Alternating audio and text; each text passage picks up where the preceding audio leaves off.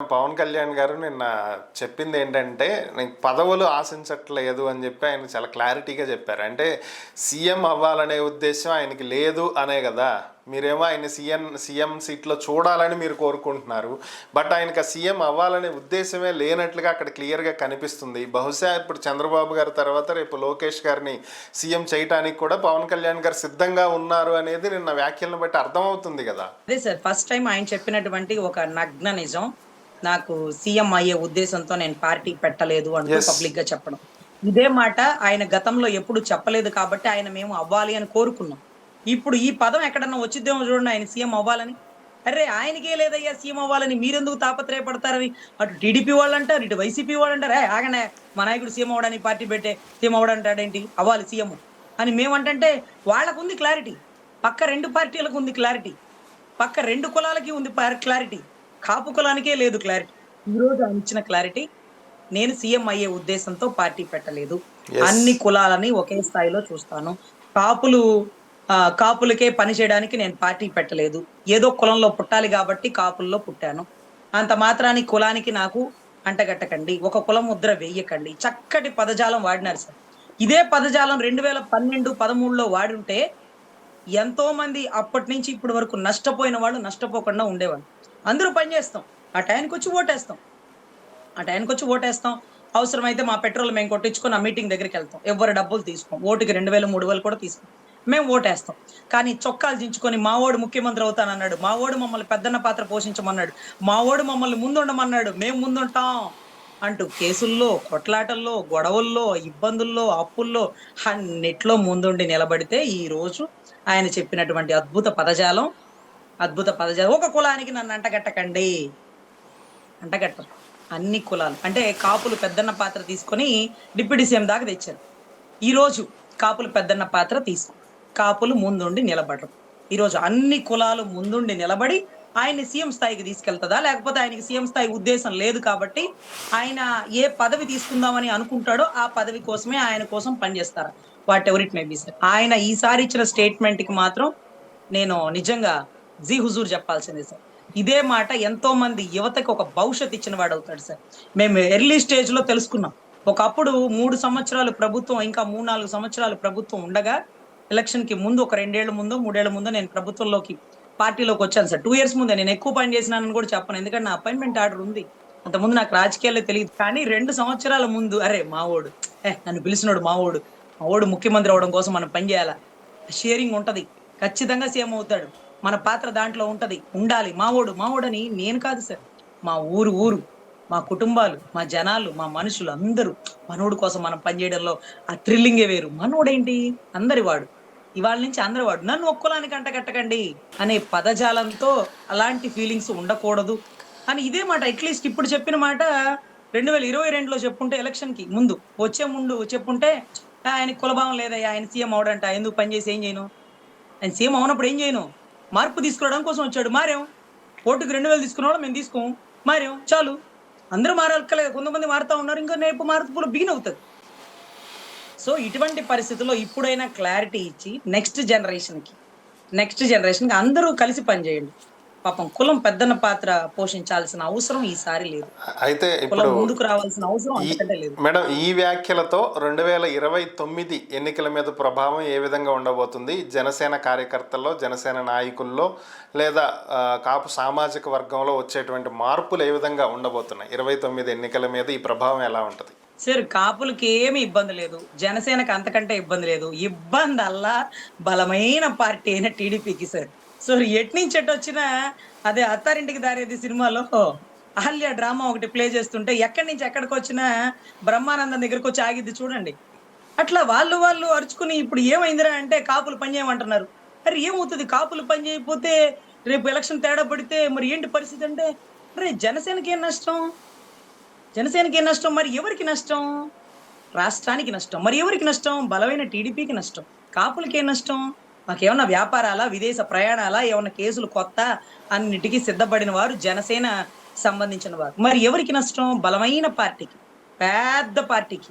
So అలా ఎవరు లోకేష్ గారు చెప్తాడు, మా బాలయ్య బాబు ఇలా తొడగొడితే సైకో బ్యాచ్ అలా వెళ్ళిపోతారని.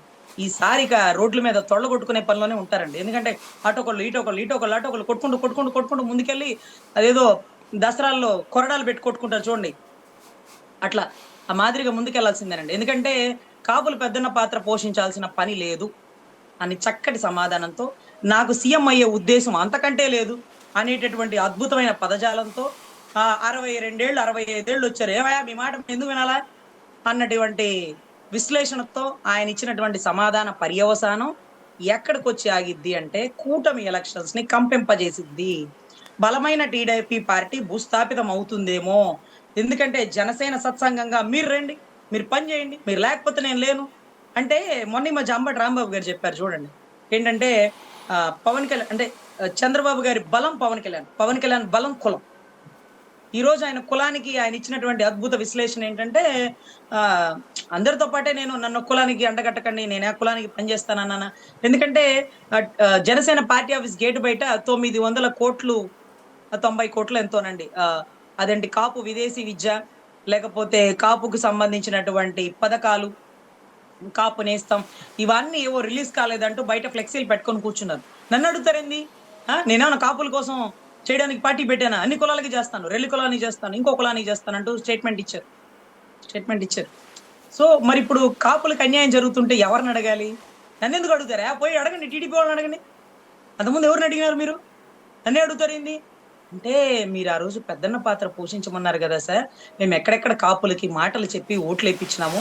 మన అన్నున్నాడు, మనోడున్నాడు, మన ప్రభుత్వం వస్తుంది, ప్రభుత్వంలో మన పాత్ర కీలకంగా ఉంటది, మనకెక్కడ ఏవి ఆగవు, కాపు కార్పొరేషన్ వచ్చేసిద్ది, లేకపోతే కాపు విదేశీ విద్యలో ప్రధాన భూమికి వస్తుంది, ఫస్ట్ ఫండ్ గొప్పగా రిలీజ్ చేస్తారు, మనం ఇంకా గొప్పగా ఎదగచ్చు, మనోడున్నాడు, మనోడు మనల్ని పెద్దన్న పాత్ర పోషించమన్నాడు, మనోడు మనల్ని ముందుంటమన్నాడు, మనోడు ముఖ్యమంత్రి అయి చూపిస్తానన్నాడు, మనకెంతో మేలు చేస్తాడు అనుకుని వీళ్ళు చెప్పుకున్నారు. ఆయన ఎక్కడా చెప్పల. ఆయన పెద్దన్న పాత్ర పోషించమన్నాడుగా, నేను మేలు చేస్తాను, కాపు విదేశీ జీవిస్తాను, లేకపోతే రంగా గారికి జై కొడతాను, రంగా గారి ఫోటోకి దండేస్తాను, రంగా గారి జయంతి శుభాకాంక్షలు చెప్తాను, వర్ధంతి బాధ విశ్లేషణ చెప్తాను, ఇవన్నీ ఏమీ చెప్పల. ఆయన ఎక్కడా అబద్ధాలు చెప్పల, ఎక్కడ మాట మార్చల, ఏ మాట చెప్పల. మనకు మనం భావించాం మనోడు కదా అని మనకు మనమే భావించుకున్నాం. ఇవాళ క్లారిటీ ఇచ్చినాడు. దాని పర్యవసానం ఎవరి మీద పడుతుందంటే టీడీపీకి ఇబ్బందే కానీ జనసేనకి కులానికి ఏం ఇబ్బంది ఉండదండి. సో దయచేసి సలహా సూచనలు ఇచ్చే వారిని పెద్దవారిగా భావించి, ఇష్టమైతే సలహా తీసుకోవాలి, కష్టమైతే మానేయాలి. కానీ ఊళ్ళో పెళ్లికి అనే హడావుడి అది వైసీపీ వారే కాదండి సలహాలు ఇచ్చింది. చాలా మంది జనసేనలో ఉండేవారు, చాలా మంది కాపుల్లో పెద్దలు ఆ మాట కూడా అన్నారు. ఏవయ్యా ఆ రోజు ఏం చేసినారు మీరు? రంగా గారు చచ్చిపోతున్నప్పుడు ఏం చేశారు? అష్ట దిగ్బంధనం లాగా చుట్టూ ఎందుకు కట్టలేదు? పద్మవ్యూహం లాగా ఆయన్ని కాపాడుకోలేదు. మళ్ళీ రమ్మంటారు నన్ను బయటికి అంటే మీరు భయపడుతున్నారా? అరే మీ డైలాగ్ పోరాడితే పోయేది ఏముందంటారే, బానిస సంఖ్యలు తప్ప అని మీరు భయపడుతున్నారా? నాలో భయం లేదు, కర్రలా హాకీ స్టిక్లా అనేది మీరేగా, రెండ్రా చూసుకుందాం సెంటర్, మీరు చెప్పమన్నా నన్ను చెప్పమన్నా ఒకటే అన్నారు. ఇవన్నీ మీడియా లాగలే కదా. ఈ రోజు మీరు భయపడుతున్నారా? మేడం అంటే సంఖ్యలు పోవాలన్నారు కానీ ప్రాణాలు కాదు కదా మేడం, సంఖ్యలు పోవాలన్నారు కానీ ప్రాణాలు కాదు కదా. అవును సార్, అంతా మాకే క్లారిటీ లేదు సార్, మీ అందరికీ బాగానే క్లారిటీ ఉంది, క్లారిటీ లేదు మాకి. ఎందుకంటే ఒంటరిగా వెళ్తే వీరమరణాలు తప్ప ఏముంది దీంట్లో అంటే మాకు అసలు ఎక్కడ ఎలగలేదు సార్. మా మట్టి బుర్రకి మా ఓడ్రా ఆకి స్టిక్కులు కర్రలు చీరాల రథన్ సెంటర్ అక్కడ ఇక్కడ రెండ్రా చూసుకుందాం రండ్రా అని ఇలాంటి ఎక్స్ప్రెషన్లు డైలాగులు ఇస్తుంటే ఒక్కొక్కరు రక్తం మరిగిపోయా మేమే అని ఆఖరికి అవును సార్, మా గుంటూరులో సార్ పట్టాపురం మా నీరేబోటు స్టేషన్ సార్, అక్కడ పిల్లలు పాపం రాత్రి 12 కేకులు కట్ చేసుకున్నారు. యూత్ కదా సరదాగా వాళ్ళు ఇక చెప్పింది ఏముంది, ఆ బీర్లు తాగుతారు, కేకులు కట్ చేసుకుంటారు, వాళ్ళ తల్లిదండ్రులు ఇచ్చిన డబ్బులు ఖర్చు పెట్టుకుంటా ఉన్నారు. ఒక బైక్ మీద కేక్ కట్ చేసుకుంటారు. ఈ లోపే టీడీపీ వాళ్ళు వచ్చినారు సార్, ఒక 2-3 వచ్చినారు, వాళ్ళు కూడా డ్రింక్ చేసే ఉన్నారు. ముఖ్య ఎవడరా ఇక్కడ పెట్టింది అమ్మ అనుకుంటా కొన్ని బూతు పదజాలంతో మాట్లాడేశారు. అంటే వాళ్ళ అమ్మగారికి సంబంధించి కొన్ని పదాలు, మీ అమ్మ అనుకుంటా అలా మాట్లాడేటప్పటికి అక్కడ ఉండే మగపిల్లలు కదా, అందరూ మగపిల్లలే కదా, తల్లి అంటే మహాప్రేమ, తల్లినంటే ఊరుకోరు. ఊడ్రా నువ్వు మమ్మని అంటున్నావు, రారా అను. వీళ్ళు పిల్లలు అందరు inter second year engineering first year పిల్లలు అనుకుంటా. ఈ పిల్లలు ఆ టీడీపీ వాళ్ళు 3 గెట్టోళ్ళు, ఎవడ్రా నువ్వు మమ్మని అంటున్నావు, ఎవడ్రా నేను ఎవరో తెలుసా అంటే అప్పుడు ఖుషీలో డైలాగ్ మీకు గుర్తుందా సార్? లల్లు అంకుల్ మాలం తెరకు లల్లు అంకుల్ మాలం తెరకు అంటే ఎవడ్రా నీ అయ్యా అనుకుంటా ఒక హాకీ స్టిక్ తో కొడతాడు చూడండి పవన్ కళ్యాణ్ గారి డైలాగ్ సిచ్యువేషన్. అదే మాదిరిగా ఈ పిల్లలు వాళ్ళు ఎవరు చెప్తారు, మేమెవరో తెలుసా, పెమ్మసాని గారి మనుషులను తెలుసా? అక్కడ బూర్ల రామాంజనేయ గారు ఊడురా ఉడికెక్కురా అని టక్క టక్క టక్క ఒక బండరాయి పెట్టి వాళ్ళ తలకాయలు పగలగొట్టి పడేసినారు పిల్లలు. మాట మాట పెరిగిపోయి మా అమ్మని అంటావా, నా పుట్టుక గురించి మాట్లాడతావా, నా గురించి బూతులు తిడతావా అంటూ తలకాయలు పగలు కొట్టేసినారు. స్టేషన్ లో వాళ్ళందరినీ నుంచోబెట్టారు. ఆ తలకాయలు పగలు కొట్టినాడు కుట్లు వేసుకొని, మేడం వీళ్ళని రేల కొట్టండి, వీళ్ళు డ్రగ్గులు తీసుకున్నారు, వీళ్ళు గంజాయి తీసుకున్నారు అన్నారు. వాళ్ళు తీసుకుంది బీరు. సో ఇక్కడ ఏం జరిగిందంటే అప్పుడు నేను వాళ్ళని అడిగినా, ఎందుకురా మీకు అంత ఆవేశం అంటే, ఖుషీలో డైలాగ్ గుర్తొచ్చింది మేడం. ఖుషీలో డైలాగ్ గుర్తొచ్చింది మేడం. అసలు ఆ ఎక్స్ప్రెషన్ కి నాకు అసలు ఆశ్చర్యమైంది. రే మీకేమన్నా మెంటలా, వాళ్ళు ఎవరో డైరెక్టర్ చెప్పిన డైలాగులు చెప్తారా, ఆయన బయటకు వచ్చి అలా ఎందుకు చెప్తారు? లేదు మేడం, ఆయన మీటింగ్ లో కూడా చెప్పాడు, అరే కర్రలా హాకీ స్టిక్లా రెండ్రా చూసుకుందాం, రెండ్రా చూసుకుందాం. మా తల్లుల గురించి మాట్లాడతారా, మా గురించి మాట్లాడతారా? కర్రలా హాకీ స్టిక్లు అయ్యే, ఇలా కర్రలో హాకీ స్టిక్లు కూడా లేవు సార్. బండరాళ్లతో తలకే 4-5 కుట్లు పడినాయి సార్, 4-5 కుట్లు పడినాయి. ఆశ్చర్యం. సో అప్పుడు నాకు వాళ్ళు చెప్పిన మాట, దాంట్లో ఒక 10 మంది ముద్దాయిలు ఉన్నారు సార్, పిల్లలందరూ. దాంట్లో ఒకతను కాపు కులమోడు ఉన్నాడు సార్, కాపు కమ్యూనిటీ ఉన్నాడు. అతను వీళ్ళందరి నిందని వాడొక్కడే వేసుకుంటాడు. మేడం నేనే మాట్లాడింది మేడం, ఫస్ట్ కొట్టింది కూడా మేడే మేడం, వాళ్ళందరికీ ఏం సంబంధం లేదు. నేనే మేడం నేనే అంటున్నాడు. నువ్వు ఏ కులం ఏ క్యాస్ట్ అన్నా? కాపు మేడం. ఎందుకురా నీకు, అందరితో పాటు అయితే శిక్ష తక్కువ పడింది కదా, ఒక్కడివి ఎందుకు చించుకుంటావురా అంటే పవన్ కళ్యాణ్ పార్టీ మేడం. ఎందుకురా బాబు అని ఆఖరికి ఆ టీడీపీ వాళ్ళని వీళ్ళని కూర్చోబెట్టి వీళ్ళ నుంచి కొంత డబ్బు ఇప్పించి ఆ కేసుని తీపిచ్చినాం సార్. అంటే పిల్లలు కూడా భావోద్రేకంతో కర్రల హాకీ స్టిక్ల లల్లు అంకుల్ మానం తెరకు ఈ డైలాగులతో ఎమ్మెల్యే తెలుసు ఎంపీ తెలుసు అంటే బాధి పరిశారు సార్. ఇది లైవ్ లో జరిగినటువంటి కేసు.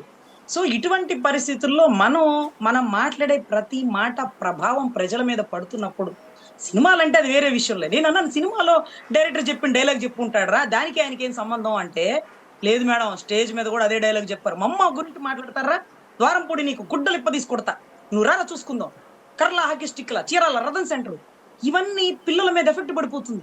ఆయనే ఒకరోజు స్టేజ్ మీద అన్నాడు, యువత ఎనర్జీ అంతా ఎటు వెళ్ళిపోవాలా, బైకులు రీసౌండ్లు స్టంట్లు వేయకపోతే ఎలా, ఏమైపోతుంది మీ ఎనర్జీ అంతా? స్టంట్లు నేర్చుకోవాలి మీరు ఇంకా కూడా. ఇది తప్పు కదా సార్. ఎనర్జీ అంతా చదువు మీద పెట్టండిరా, ఎనర్జీ అంతా భవిష్యత్తు మీద పెట్టండిరా, బాగా నిలబడ్డాకే రాజకీయాల్లోకి రండయ్యా అని చెప్పాల్సింది పోయి, ఈరోజు పిల్లలకి అలాంటి మాటలు చెప్తుంటే భావోద్రేకంతో పిల్లలు కొట్టుకు సచ్చి కేసులయ్యి తలకాయలు పగలగొట్టి, అతనికి ఎవరికన్నా ముగ్గురులో ఒకరికి ప్రాణం పోతే వీళ్ళు 10 మంది బిడ్డల భవిష్యత్తు ఏంటండి? ఇక జీవితాంతం వాళ్ళు ఒక ఉద్యోగం తెచ్చుకోగలరా? పోయిన ప్రాణం వెనక్కి వచ్చిద్దా? ఆఖరికి ఎందుకు రా కొట్టారంటే, కర్రలా హాకీ స్టిక్ల రథన్ సెంటర్ ఈ డైలాగులు చెప్తున్నారు. లల్లు అంకుల్ మాలం తిరిగి వాళ్ళైనా సరే తాగినోళ్ళు పిల్లల్ని కదిలించడం ఎందుకు? కదిలిచ్చి మాకు వాళ్ళు తెలుసు వీళ్ళు తెలుసు అంటే యువత ఊరుకుంటారా అండి? పిల్లలు కదా, వీళ్ళు తాగున్నారు వాళ్ళు తాగున్నారు. సో ఇటువంటి పరిస్థితుల్లో ఒక రాజకీయ నాయకుడు ఎంతో నిబద్ధతగా మాట్లాడారు. యువతని రెచ్చగొట్టే విధంగా, కొంతమంది ఇలాగా ఇబ్బంది పడే పరిస్థితుల్లో వాళ్ళని నెట్టకూడదు. ఎవడరా ఆపేది, రండిరా చూసుకుందాం, ఇంకా ఇంకా చాలా చాలా చాలా భారీ డైలాగులు సార్. సో ఇటువంటివి ప్రభావం పడుతుంది అనేది అయితే నేను చెప్పగలను sir. What ever it may B. దీని పర్యవసానం ఎవరికి నష్టము అంటే, ఆయన నిన్న అంటే ఏదైతే మాట్లాడిన మీటింగ్ పర్యవసానం టీడీపీ మీదే పడుతుంది, కూటమి మీదే ఎఫెక్ట్ చెందుతుంది. జనసేనకి ఏం నష్టం ఉండదు. అప్పుడు ఉండే వాళ్ళు ఉంటారు, ఇప్పుడు ఉండే వాళ్ళు ఉంటారు, తర్వాత సంగతి తర్వాత. Okay, thank you madam. ఈ అంశాల మీద మీ విశ్లేషణ అందించినందుకు ధన్యవాదాలు.